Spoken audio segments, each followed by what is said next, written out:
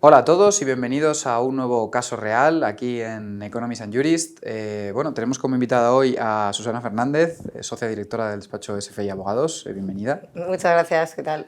Y bueno, vamos a hablar de un tema de falso testimonio, de todo dentro del mundo de la franquicia. ¿Sí? Me gustaría empezar con los hechos de este caso. Es decir, llega un caso de falso testimonio, ¿qué es lo que sucede en el caso? Bueno, el caso llega antes. Nosotros somos abogados de varias cadenas de franquicias, porque estamos especializados en este tema.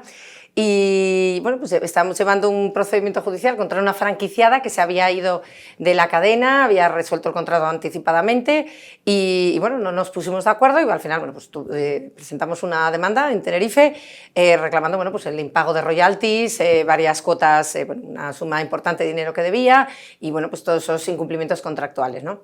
En el seno de ese procedimiento civil, pues aportan a un testigo que había sido a su vez ex franquiciado de la cadena, que tenía además una enemistad pública y manifiesta con el propietario de la cadena y bueno, vino a declarar. Es verdad que nos costó mucho que declarara porque se suspendió el juicio 3 veces por su incomparecencia y cuando al final declara, pues miente deliberadamente en todo lo que se le estaba preguntando, pero de una manera muy evidente que incluso yo, siendo abogada de la cadena y siendo abogada de la empresa, conocedores y conociendo personalmente a estos franquiciados, pues bueno, lo sabían, ¿no? Entonces, ahí se produce una situación cuando un abogado está en sala y ve que un testigo está mintiendo y está mintiendo tan deliberadamente con hechos que puedes llegar a probarlo, pues bueno, la situación se vuelve un poco Tensa, me imagino. un poco tensa, ¿no? Entonces, bueno, se dicta sentencia. Y nosotros ya habíamos anunciado en la fase de conclusiones, en ese procedimiento ordinario, que íbamos a interponer una querella penal por falso testimonio contra este testigo y lo hicimos y presentamos esa denuncia. Sí. Me alegra que sacas un poco este tema porque me gustaría saber procesalmente cómo es o sea, para iniciar un procedimiento de un falso testimonio, de delito de falso testimonio, comentas que hay que, bueno, interponer esa querella, evidentemente, porque es de parte, por decirlo de alguna manera, pero ¿cómo se gestiona eso dentro de un procedimiento? A ver, podría haberse dado varias opciones. Como en la prueba que yo sabía que teníamos para desvirtuar muchas de las cosas que este señor estaba diciendo en sala, no las teníamos aportadas a los autos porque no era su juicio. Esto era un juicio de otra franquicia, de otro territorio español que no tenía nada que ver con el suyo.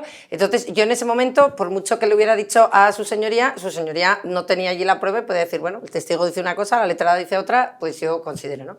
Es verdad que al haber anunciado esto ya, su señoría en la sentencia de primera instancia no menciona, no interpreta ni aplica nada de la declaración de este testigo. Es más, es curioso que ni siquiera lo nombra a la hora de hacer la valoración de las pruebas, ni siquiera nombra que ese testigo ha comparecido, ¿no?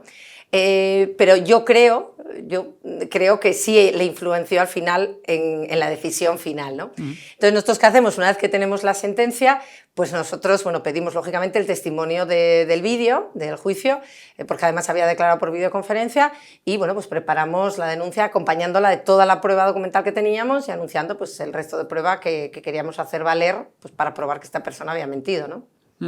Y ahora, bueno, ya una vez en la fase penal, por decirlo así, ¿cómo se demuestra la mentira? O sea, bueno, por decirlo también de otra manera, ¿cómo se logra tumbar la presunción de inocencia de una persona que afirma en juicio haber dicho la verdad? Porque tenemos esa imagen de un testigo que va al juzgado, pone la mano en el libro, como los americanos, y jura decir la verdad, pero bueno, a veces pasa que no es cierto. ¿Cómo se logra tumbar todo esto? Bueno, a ver, en este caso, como muchas de las falsedades que decía, muchas no, todas tenían que ver con su relación como exfranquiciado de la cadena, podíamos tener, y teníamos de hecho, prueba documental para rebatir lo que él decía, ¿no? Por ejemplo, una de las cosas que él mintió, y mintió además deliberadamente, y así lo recoge después la sentencia penal, es que él decía que el negocio no le funcionaba, que tenía pérdidas y que de hecho que lo había pues como mal vendido, el suyo, ¿no? a otro franquiciado por apenas 20.000, creo que no llegaba ni a 20.000 euros, creo que decía 19.000 y pico euros, ¿no? A nosotros nos constaba que él, su participación en esa empresa como franquiciado lo había vendido por 150.000 euros, lo que quiere decir que el negocio iba muy bien, ¿no? Entonces, él hace esa manifestación, se la repito, se la pregunto 3 veces en sala: oiga, que yo sé que usted ha vendido su negocio por 150.000 euros, y me lo negó, pero con una frialdad tremenda, ¿no?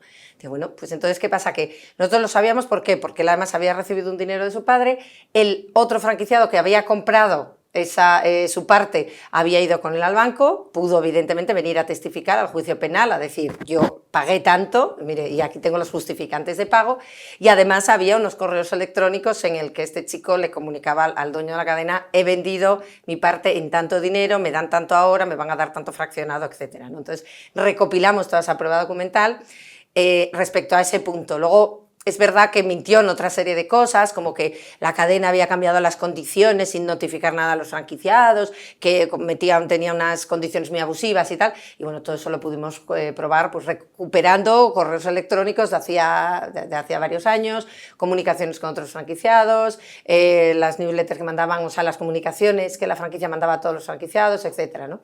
Entonces, ¿cómo lo hicimos? Pues recopilando toda esa prueba documental. La que no teníamos, como era esos pagos de transferencias del banco, que no podíamos acceder a ellos, lo pedimos como prueba al juzgado, y luego llevando a los testigos que, bueno, pues en este caso lo había comprado su parte y podía testificar lo que él había pagado por esto, ¿no? Porque la pretensión era, bueno, evidentemente desmentir, pero ¿cuál era un poco la intención o qué se solicitaba al juzgado?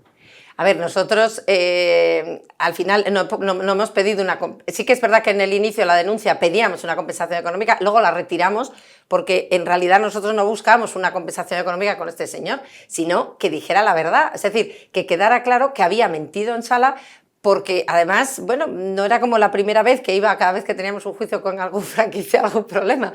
Entonces era como que estaba siempre contando esas mentiras, ¿no? Entonces al final yo creo que a la Administración de Justicia hay que tenerle un respeto, y no se puede ir, por mucha enemistad que tú tengas con un familiar, con un vecino o con un empresario con el que te has llevado mal o con el que te lleves mal, tú no puedes ir al juzgado a mentir, ¿no? Entonces realmente lo que queríamos era pues, que se declarara que este señor había mentido, ¿no? Teníamos una dificultad, que era que la sentencia de instancia no hablaba de este testigo, ni basaba su sentencia en la declaración de este testigo, ¿no? Tal es así que en el juzgado de instrucción declaró esta persona, la denunciada, y no hubo más pruebas. El juez de instrucción archivó, sobreselló, dictó un auto de sobreseimiento y dijo que en realidad, leyendo los autos civiles, que no veía que hubiera influenciado y que consideraba que ya no había delito, ¿no? Es verdad que hay una tendencia jurisprudencial que dice que no solo hay que mentir intencionadamente, y que además eso perjudique en ese procedimiento judicial, ¿no?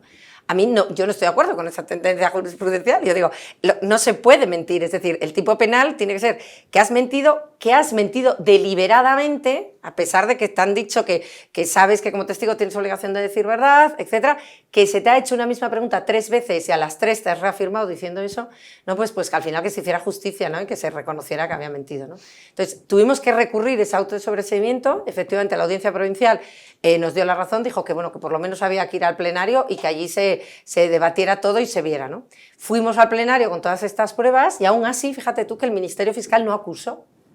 El Ministerio Fiscal seguía manteniendo que como no había tenido una repercusión real, o supuestamente real, ¿no?, en el caso civil, pues que no acusaba y que lo absolvieran, ¿no? Entonces, bueno, era como una doble batalla, porque no solo tenía que intentar convencer al juez de que había un delito y que merecía esa condena, sino, bueno, ya sabes tú que también en la opinión del Ministerio Fiscal suele pesar mucho, ¿no? Pero bueno, a pesar de todo eso, pues obtuvimos la sentencia condenatoria. Háblanos de la sentencia, entonces. ¿Cómo se resuelve todo esto? ¿Qué pasa? Pues se resuelve diciendo que efectivamente es autor de un delito de falso testimonio, porque dicen que entienden que, claro, que a la vista de todas las pruebas y de la poca veracidad que tuvo a la hora de declarar en sala, cuando se le preguntaba por varios hechos concretos, y en concreto, pues yo creo recordar que había cuatro puntos en los que entendían que había mentido, que había mentido deliberadamente y que había mentido para perjudicar, ¿no? Para perjudicar a una de las partes en juicio, ¿no? Le pusieron una condena, yo creo que de 6 meses de prisión y una multa, que, insisto, para nosotros tampoco es que tuviéramos una intención de que esta persona entrara en prisión y cumpliera, bueno, la pena que pedíamos yo creo que era la máxima de 2 años, me parece, pero bueno, la satisfacción es, bueno, pues saber y el mensaje de transmitir, ¿no? Que por mucho problema que tengas con alguien o con una empresa, tienes que resolverlo, pues mira, en la jurisdicción civil o mercantil que proceda, pero no ir a mentir y causar perjuicios a otra empresa, ¿no? Entonces, bueno, satisfechos. Bueno, la verdad que súper interesante. Lo que me gustaría también preguntar sobre un consejo que le darías a un abogado que se enfrente a un caso de este estilo y sobre todo también hacer un poco hincapié en ese cambio, ¿no? Entre civil y penal, porque al final empiezas en civil y terminas en penal. Pues explicarnos si es complicado, qué hay que tener en cuenta y qué consejo le darías a alguien. Hombre, a ver, yo tengo la suerte de que yo, aparte de ser especialista en los temas de franquicia, en derecho mercantil, sí que es verdad que sigo activa en tema penal, ¿vale? Entonces, bueno, al final a mí me resultó relativamente fácil el enlazar los dos tipos porque, bueno, continúo llevando, no tengo esa especialización como, por ejemplo, en grandes despachos, que el que lleva civil solo lleva civil o el que lleva penal, ¿no? Desde luego, un abogado que solo lleve civil o mercantil y se encuentre en una situación de estas, pues obviamente lo primero que tiene que hacer es recabar toda la información y toda la documental que pueda, fundamentalmente documental. Luego ya si tiene apoyo testifical, pues mucho mejor, pero bueno, fundamentalmente prueba documental para poder rebatir esa declaración, ¿no? Y si necesita, bueno, pues que se apoye en alguien en penal, ¿no? Pero bueno, puede presentarse a través de denuncia o puede presentarse a través de querella, ¿eh? Si no lo tienes muy claro, vete a denuncia, que te ahorras una posible imposición de costas, ¿no? si luego la archivan, ¿no? Pero bueno, sobre todo, pues analizar bien, volver a visionar la declaración de ese testigo e ir desmenuzando frase a frase de lo que haya dicho e intentar documentarte, sobre todo con las pruebas donde textos hablan, ¿no? Pues lenguas callan, ¿no? Decía aquel aforismo antiguo. Entonces, todo lo que se pueda rebatir con prueba documental, pues yo creo que mejor se puede llevar una denuncia mucho más preparada. Bueno, pues muchísimas gracias, creo que ha quedado súper claro y para cualquier persona le va a servir mucho los consejos, así que nada, tenéis todo el caso como siempre subido a nuestra plataforma y nos vemos en el próximo episodio de Casos Reales.